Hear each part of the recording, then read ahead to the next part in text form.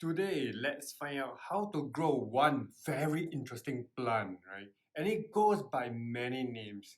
Scientifically, they are called Portulaca. While many gardeners in the world out there, they have different names, and some of them call them like Japanese rose, moss rose, or even 9 o'clock flower because it just blooms in the morning. And Portulaca has all these succulent leaves and put out flowers of various colors.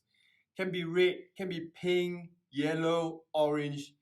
And in your garden, you can always mix and match all these different colors and adding a lot more colors and vibrance to your garden. And Portulaca is not a tall plant. It can be used as a ground cover, right? Or anywhere to fill up any kind of empty spaces in your garden. Maybe you have a corner that no plants can grow. Right? Portulaca might be the best plant to grow. And the best thing is they are very hardy and easy to grow. So it is another plant that many gardeners, many beginners can try out.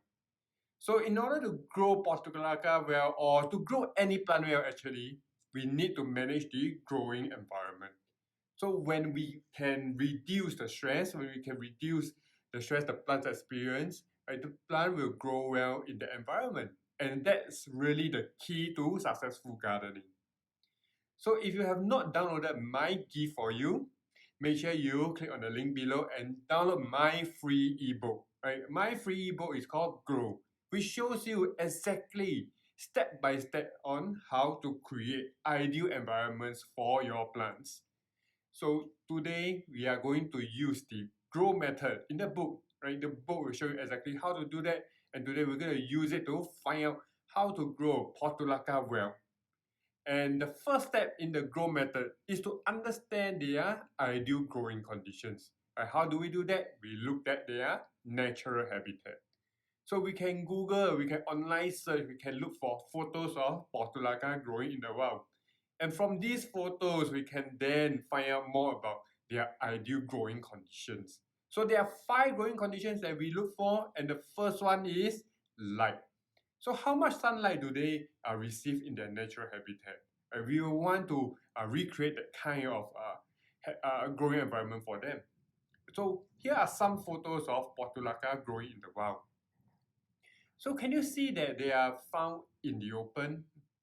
Can you see the environment looks very sunny? Can you see the dark shadows? So easily we can tell that they love to be out in the sun. So if you know any kind of other skills like plant observation skills, you will know that red or colorful flowers usually mean sun-loving plants because colors, right, they work the best in very bright sunny environments. So I have a video specifically that I talk about this topic. So go watch it after this. So to grow them well, it's best that they are grown under direct sunlight for at least 6 to 8 hours a day. Right? Portulaca is quite hardy and they are very adaptable. So they can possibly do well with just 4 hours of direct sunlight and bright light throughout the rest of the day. And the next condition that we look at is watering. Right? So how much water does the plant needs in order to grow well? So from the photos, we look at the moisture in the soil. And we cannot see any kind of watering. We don't know the frequency of rain and things like that, but we can look at the moisture in the soil to find out. Right? So in this photo, you can see that this soil is rather gritty and looks dry. So if that's the case, then Portulaca can do well in dry condition, meaning that you don't have to water them too often. So in fact, overwatering, right, gardeners tend to water their plants too much. Right? It's one of the major problems that gardeners face when growing Portulaca, right? Because they are giving too much care for the plant actually. So you will only want to water your plants only when the topsoil feels bone dry. Right? When the topsoil is like really dry and gritty, that's time to water. And this is one of the very few garden plants out there that has such unique growing conditions. Right? A lot of sunlight, less watering. It's not the case for most plants. Most plants, a lot of sunlight means a lot of watering. So the next condition we look at is also potting media. Potting media refers to the soil. So when it comes to potting media, there are two characteristics that we look for, right? Nutrient levels and water retention. So in the photos, can you see there are dried leaves, there are dried plant matter? Some photos don't, but if you look through, you browse through more photos, you actually see those. So when growing them, you should always use nutrient-rich soil, like garden soil.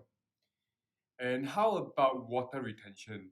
Soil looks gritty and dry, means water actually flow through pretty quickly, and not a lot of moisture is actually retained, right? So when using garden soil, we can always add other media like burnt earth, sand, or perlite just to open up the soil, make the soil a bit uh, open, right?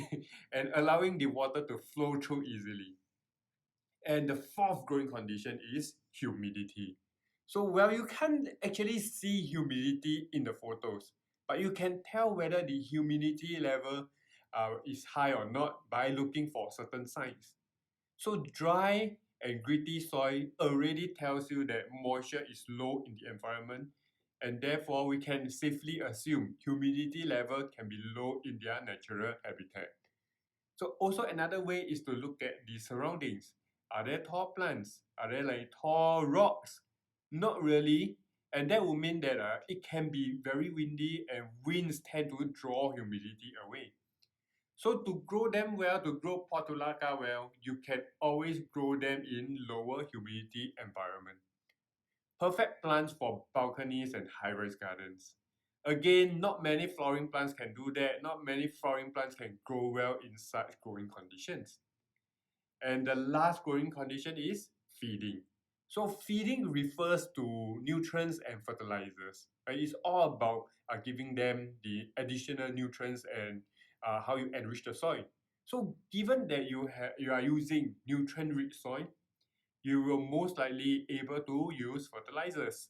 So growth and flowering fertilizers are the best for Portulaca. So very simple, follow the label on the fertilizers and apply accordingly.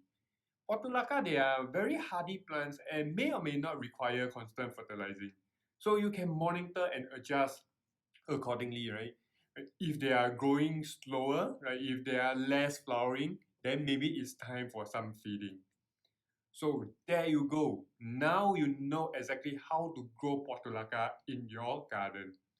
5 conditions, if you can recreate those conditions, definitely you can grow Portulaca. So can you see the power of the grow method? It is simple and powerful, right? You feel a lot more confident, isn't it? So and the best thing is that you haven't even started growing the plant. Right? That is what gardening should be.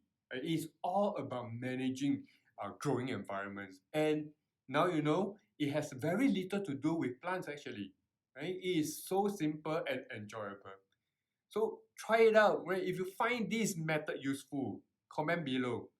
And go watch my other videos, right? Go watch my other how to grow videos. Every week we upload one of these videos. And we have done quite a number of such videos, and by far this is the most popular series on my channel. So make sure you click on the subscribe button below and follow me, right? Every week we review one particular plant. So if you have any other plants, if you want me to review any plants or you have questions about gardening, you can always comment below.